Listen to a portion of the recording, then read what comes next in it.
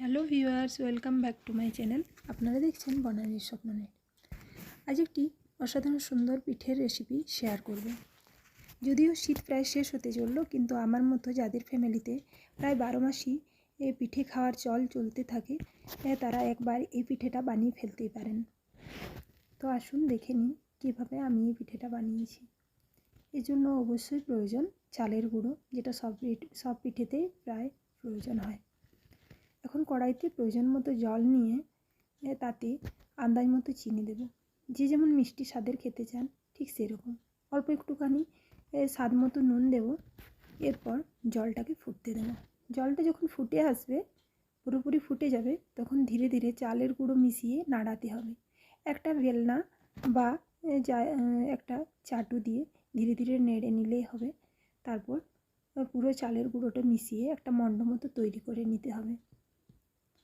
এই কাজটা খুবই ধীরে ধীরে করতে হবে, যাতে বেশ শুকিয়ে না যায়, আবার চালের গুঁড়োগুলো অনেক সময় ডালা মতো পাকিয়ে যায়। সেই প্রসেসটা একটু ধীরে ধীরে করতে হবে। প্রয়োজনে জল মিশিয়ে এই মণ্ডটা তৈরি করে নিতে হবে। এরপর দেখুন এরকম হয়েছে এই চালের গুঁড়োর মণ্ডটা। এরপর আমি কিছুটা চালের গুঁড়ো নিয়ে ঠিক রুটি বেলার মতো করে লেচি পাকিয়ে নেব। এই মণ্ডটা নিয়ে ধীরে ধীরে বেশ ভালোভাবে মেখে নেব শুকনো চালের গুঁড়ো দিয়ে।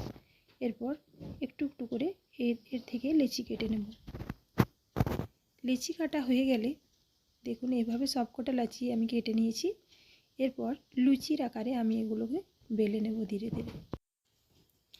এরপর আমি লুচির আকারে সবকটা লেচি আমি বেলে নেব। লুচিগুলো বেলে নেওয়া হয়ে গেলে বাকি প্রসেসটা আমি করে নেব। এই পিঠেটা চিনি ছাড়া গুড় দিয়েও বানানো যায়। এটা উৎকল সমাজে কাঁকড়া পিঠে নামে পরিচিত। এটা বাঁকুড়া আর পুরুলিয়া জেলার একটি বিখ্যাত পিঠে। আপনারা বানিয়ে দেখতে পারেন, খেতে খুবই সুন্দর হয়। দেখুন এরপর লুচিগুলো বেলা হয়ে গেলে এভাবে একটা বাটির সাহায্যে আমি ঠিকঠাক একটা গোল শেপ দিয়ে নেব। দেখতে এটা খুবই সুন্দর হবে। তাতে এভাবে একে একে এগুলো বাটির সাহায্যে কেটে নেব।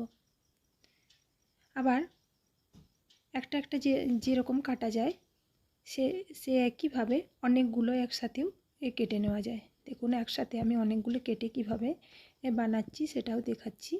এভাবে অনেকগুলো 4-5টা বা 6টা নিয়ে একসাথে এইভাবে বাটির সাহায্যে কেটে নেওয়া যায়। লুচিগুলো সব বেলা হয়ে গেলে এরপর আমার দরকার হবে খোয়া ক্ষীর। একটা লুচি নিয়ে মানে এই পিঠে নিয়ে তারপরে আমি কিছুটা খোয়া ক্ষীর নিয়ে নেব। বেশ কিছুটা খোয়া ক্ষীর দিয়ে ওপর থেকে আর একটা পিঠে আমি ঢেকে দেব। দেখুন ঠিক এইভাবে। তারপর একটু চেপে চেপে দিলেই পুরোটা মিশে যাবে একসাথে। তারপর 2 আঙুলের ডগাতে অল্প একটু জল নিয়ে ধীরে ধীরে এই পিঠের ধারগুলো এভাবে চেপে চেপে দিলে আর এর ভেতরের খোয়া ক্ষীরটা বা পুরটা বেরিয়ে যাবে না। বাকি কাজটা করতে হবে তেলে ভাজার সময় এই পিঠে থেকে এই পুরটা বেরিয়ে যাবে না। দেখো আমি সবকটা পিঠে আমি এভাবে বানিয়ে নিয়েছি। এরপর এর কাজটা হলো ভেজে নেওয়া। একটা কড়াইতে বেশ খানিকটা সাদা তেল আমি গরম করে নেব। সাদা তেলটা গরম করা হয়ে গেলে ধীরে ধীরে এই পিঠেগুলো ভেজে তুলে নেব। পিঠেটি ছেড়ে দিয়ে কিছুক্ষণ পর ধীরে ধীরে এটা ফুলে উঠবে। তখন এর একটা পিঠ উল্টে নিয়ে অপর পিঠটা বেশ ভালোভাবে ভেজে নিলেই এই পিঠে খাওয়ার জন্য তৈরি হয়ে যাবে। দেখুন কি সুন্দর ফুলে উঠেছে পিঠেগুলো। যদি আমার এই ভিডিওটা আপনাদের ভালো লেগে থাকে তাহলে একটা লাইক বা শেয়ার করবেন, আর চ্যানেলটা সাবস্ক্রাইব করার অনুরোধ রইল। সবকটা পিঠে আমি এইভাবে ভেজে তুলে নেব।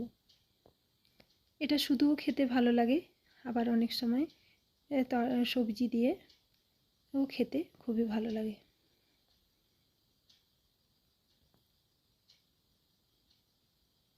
ধন্যবাদ।